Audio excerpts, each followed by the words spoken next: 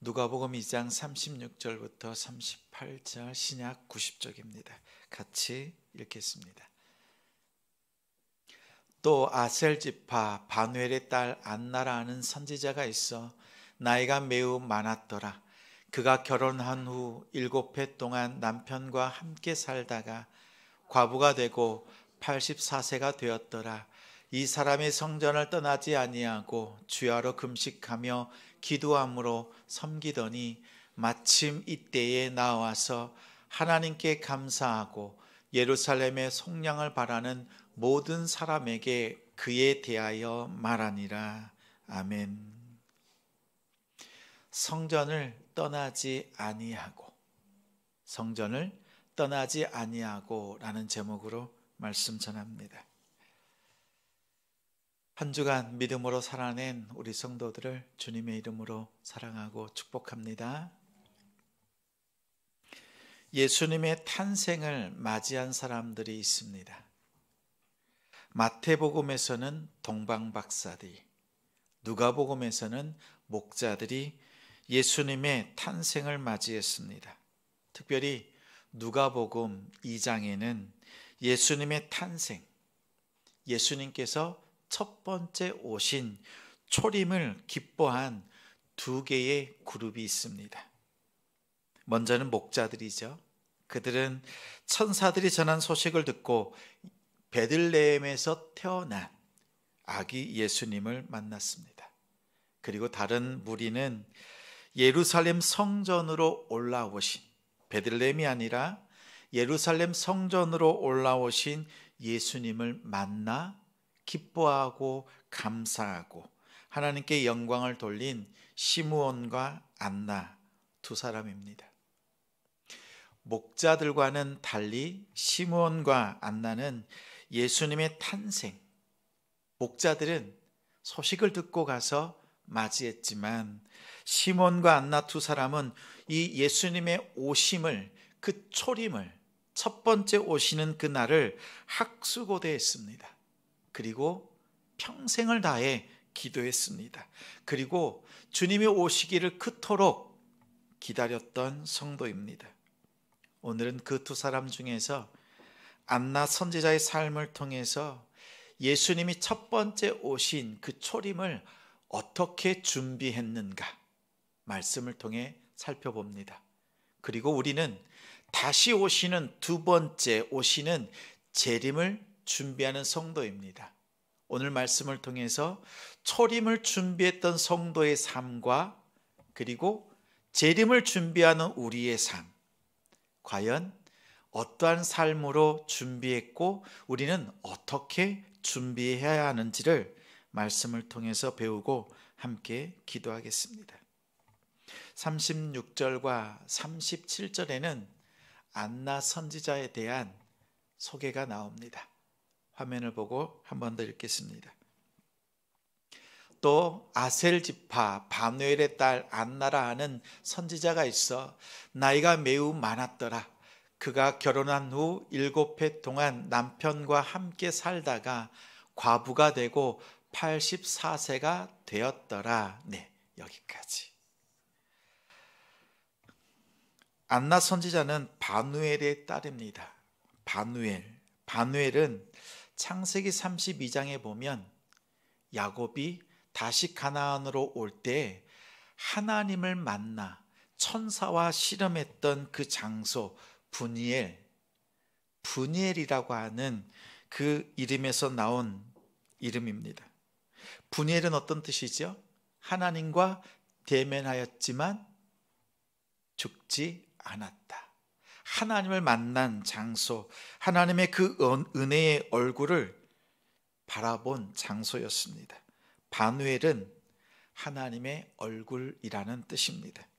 하나님의 얼굴을 간절히 소망하는 가정에서 태어났습니다. 그러나 그런 발행과는 달리 안나 선지자의 삶은 평온하지 못했습니다. 소망이 없었습니다. 결혼했습니다. 7년 만에 남편을 잃었습니다. 남편에 대한 소망이 사라졌습니다. 오늘 말씀해 보니 자녀들에 대한 언급이 없습니다. 자녀를 통한 소망도 보이지 않습니다. 그렇게 과부가 되어서 84세가 되었습니다.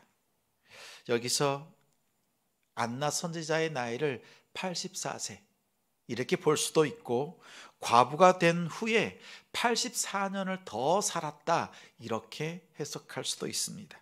그렇게 본다면 적어도 104세, 105세 정도로 보입니다.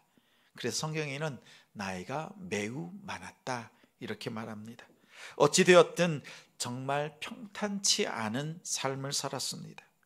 인간적으로 보면 너무나 불쌍한, 가장 불쌍한 여인이었습니다.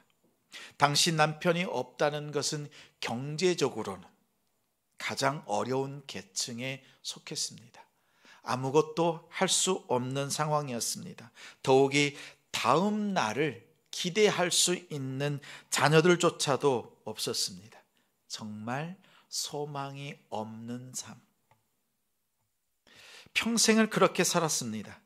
포기할 만한데 안나는 지혜롭게 자신의 삶을 선택합니다. 안나 선지자는 3가지를 선택했습니다. 예수님의 초림을 기다리면서 살아낸 안나 선지자는 오늘 주님이 다시 오시는 우리들, 지금 이 땅을 살아가는 두 번째 오시는 재림을 바라보면서 살아가는 성도들이 어떠한 삶을 선택해야 하는가, 이것을 깨닫게 합니다. 보십시오. 초대교회 성도들은 메시아 그리스도가 오기를 그토록 기다렸습니다. 그것도 한두 사람이 아니라 모든 백성들이. 왜냐하면 로마의 식민지 가운데 있었습니다. 나라를 잃어버린 그 아픔도 있었습니다. 그래서 온 백성이 기다렸습니다. 그런데 한 가지 차이가 있어요. 학수고대하고 기다리던 많은 사람들이 있지만 기다림 가운데 그들에게는 삶이 없습니다. 오늘 안나 선지자를 보면 3가지의 삶을 통해서 기다리면서 소망 중에 어떠한 삶을 살아야 하는가를 발견할 수 있습니다.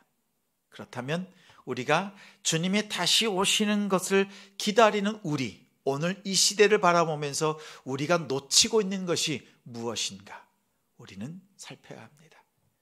먼저 결론부터 얘기를 하면 주님이 다시 오시는 것을 기다리는 성도가 없습니다. 주님이 다시 오신다, 재림에 대한 간절한 소망으로 기도하고 기다리는 성도가 있습니까? 주님 다시 오시면 좋겠다, 빨리 오시면 좋겠다라는 이야기를 성도들을 통해서 들어본 역사가 없습니다. 왜요? 살만하니까.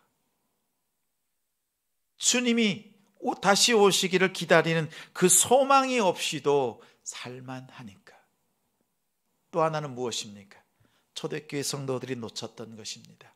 기다리는 그 소망을 놓고 기다리는 것도 중요하지만 기다림에 대한 삶이 보이지 않는 오늘의 교회의 모습, 성도들의 모습입니다. 그렇다면 우리가 안나 선지자의 삶을 통해서 소망 중에 기다리는 삶이 무엇인지를 3가지를 배우고 소망 중에 주님을 바라볼 수 있는 우리가 되길 주님의 이름으로 축원합니다. 첫 번째는 성전 대신 예수님을 소망으로 선택했습니다. 37절 중반절에 보면 이렇게 말씀합니다. 이 사람이 성전을 떠나지 아니하고. 한번 따라서 하시겠습니다. 성전을 떠나지 아니하고. 이 땅에 소망 없는 자가 안나 선지자입니다. 그런데 성전을 소망으로 삼았습니다. 소망 없는 자가 성전을 통해서 소망 있는 자가 되었습니다. 38절에 보면 이 소망이란 예루살렘의 속량을 기다리는 것입니다. 속량이란 속전을 내고 풀어준다라는 뜻입니다. 성전에 죗값을 치르고 희생 제물을 드리고 용서받는 곳이 성전입니다. 성전을 소망 삼았다라는 그 뜻이 있습니다. 히브리서 8장 5절에 보면 모세가 만든 장막은 하늘에 있는 것의 모형이라고 했습니다. 하늘에 있는 것을 보고 만든 것이 이 땅의 장막이라고 했습니다. 그래서 그림자라고도 합니다. 그런데 이 땅에 지은 그 장막은 하늘에 있는 것인데 그 하늘에 있는 실체가 있습니다. 요한계시록 21장 22절에 보면 성 안에서 내가 성전을 보지 못하였으니, 하늘을 본 겁니다. 그 하늘을 보니 성 안에 성전이 없습니다. 이는 주 하나님 곧 전능하신 이와 및 어린 양이 그 성전이심이라. 하늘을 바라보니 성전을 보았는데 그 성전은 예수 그리스도였습니다. 다시 말하면 이 땅에 있는 장막을 지었는데 모세는 성전 대신 예수 그리스도를 바라보고 이 땅에 장막을 지었다. 성전을 지었다는 것입니다. 예수님이 성전입니다. 이 땅의 성막과 성전은 하늘의 모형입니다. 진짜 성전이신 예수님이 오실 때까지 그 소망으로 살아낸 안나 선지자의 삶. 다시 말하면 성전에서 성전을 기다렸습니다. 성도 여러분, 성전에서 성전을 기다리는, 모형이었던 그 성전에서 참된 성전 대신 주님이 오실 때까지 기다렸던 그 기다림, 그 삶, 우리가 회복해야 될 삶입니다. 초림을 예비한 안나 선지자처럼 다시 오시는 재림을 바라보면서 우리는 소망하고 있는가? 정말 주님 빨리 오시기를 간절히 학수고대하고 있는가? 준비되었는가? 주님이 오셨다 그러면 아무것도 돌아볼 것이 없습니다. 주님을 맞이할 준비가 된 성도가 되길 바랍니다. 주님은 우리에게 말씀하셨습니다. 언제 어떠한 장소로 올지 모른다. 그 말씀은 무슨 뜻이라고요?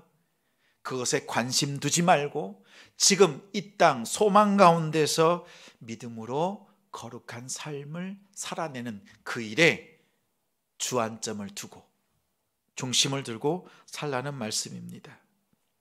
기약이 없는 기다림 같지만 안나는 인내하며 평생을 기다렸습니다. 우리 역시 재림을 바라보는 우리 성도 역시 언제인지 모르지만 우리는 평생의 삶을 놓고 주님을 바라보는 성도의 삶을 살아야겠습니다. 둘째는 평생 금식하고 기도하는 삶을 선택했습니다. 37절 후반절에 보면 주야로 금식하며 기도함으로 섬겼다 말합니다. 금식하며 기도함으로 섬겼습니다. 안나 선지자의 삶은 하나님께 전적으로 헌신된 자였습니다. 그리고 금식과 기도의 삶을 통해서 예배를 드렸습니다. 그녀의 삶 속에는 금식과 기도, 이 두 가지라고 말하고 있습니다. 육체는 점점 쇠약해졌지만 영적인 감수성, 하나님의 임재를 사모하는 그 마음, 그 중심만큼은 주님을 향하여서 더 깊고 더 넓고 더 생명력 있게 증거되어지고 넘쳐났습니다.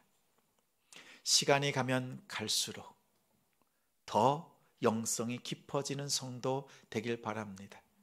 저는 자주 그 이야기를 듣습니다. 목사님, 처음만 좋은 것 별로 아니에요. 가만 갈수록 더 좋은 것, 더 좋은 설교해 주셨으면 좋겠어요. 자주 듣습니다. 맞습니다. 가면 갈수록 믿음이 더 좋아지는 성도, 퇴보하지 않고 정체되지 않고 주님 앞에 열심을 내서 헌신하며 수고하는 그 모습을 우리는 안나 선지자를 통해서 배웁니다. 여러분의 삶 속에 금식과 기도의 삶이 있습니까? 요즘은 굶는 금식이 아니라 미디어 금식이니 여러 가지를 얘기하지만 우리의 영성을 갈고 닦는 데에는 정말 금식만 한 것이 없습니다. 또한 기도만큼 강력한 것도 없습니다. 우리 성도들의 삶 속에 금식과 주님을 향하여서 기도로 나아가는 그 삶을 살아내는 우리 성도가 됩시다.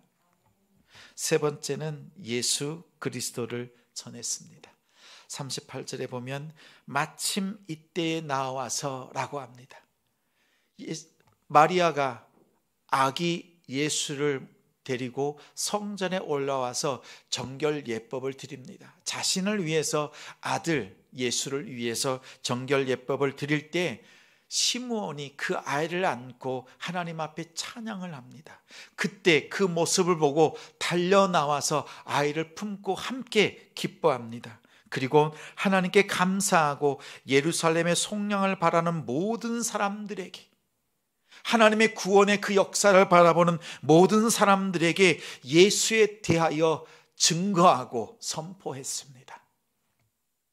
평생 기다려온 메시아를 만난 안나 선지자, 구주로 탄생하신 예수 그리스도에 대해서 그를 보았을 때 얼마나 감격하고 얼마나 기쁨이 넘쳤는지 모릅니다. 예수 그리스도 만난 인생에는 이 기쁨이 있습니다. 이 기쁨을 가지고 예배해야 합니다. 우리가 영원히 주님이 우리를 부르실 때까지, 우리가 주님을 만날 때까지 그 기쁨 속에서 예배하고 이 땅에서 믿음으로 살아내는 우리가 되길 바랍니다. 아기 예수님을 만난 안나 선지자는 기쁨이 충만했습니다.